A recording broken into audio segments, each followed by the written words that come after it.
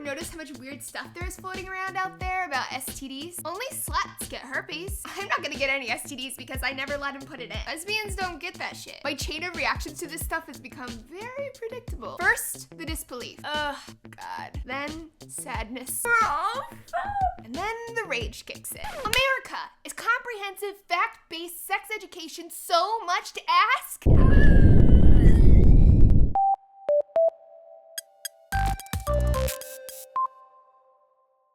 STD. The hilarious thing about STDs is that nobody thinks that they'll get one, even though the reality is that millions of people contract STDs every year. Our society treats STDs like they are just the grossest, dirtiest, nastiest things ever. Like you are just a disgrace, forever tainted. Go sit in the corner, you disease-ridden nasty person. Today I want to debunk some of the myths about STDs so that we can deconstruct this stigma and find a healthier, more balanced way of looking at them.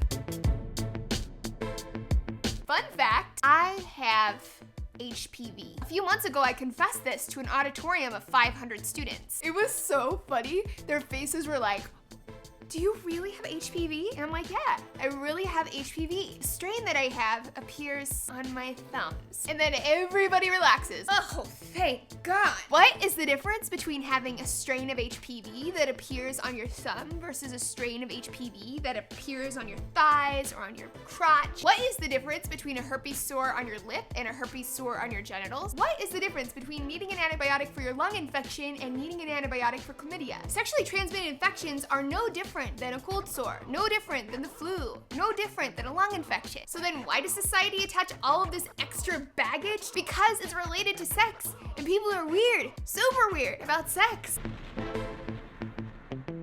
There is this idea that only sluts and whores get STDs. Reality is, getting a sexually transmitted infection is usually the product of a little mistake. The little mistakes of not getting tested with a partner first, of not using a condom even one time, not using dental dams. This is the reason why there are people out there who have tons of partners but never get any STIs, and people who only have one partner and do get an STI. You can get herpes, you can get HPV just through skin-to-skin contact with someone who has the virus. It is so common.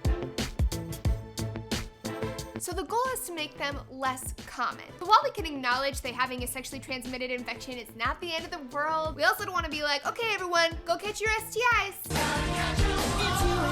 The thing is that a lot of sex ed teachers choose to approach the STIs thing as like the big doom and gloom of sex. You know, those like horrifying pictures of herpes that burn your brains out. They're scaring people and reinforcing the stigma around STIs. With stigma comes shame. When people feel shame, it makes them feel shitty and worthless. It also makes it harder for people to talk to their partners about it. And when a positive diagnosis is seen as like this enormous deal, it makes it scary to go get tested, which means people do it less instead of more. This means that infections go untreated, complications, more transmission. That's not good. That's not good at all. At least not if you're concerned about having a healthy society. Anyhow, just some thoughts. I love you all very much. I will be back with another video very soon. Mwah.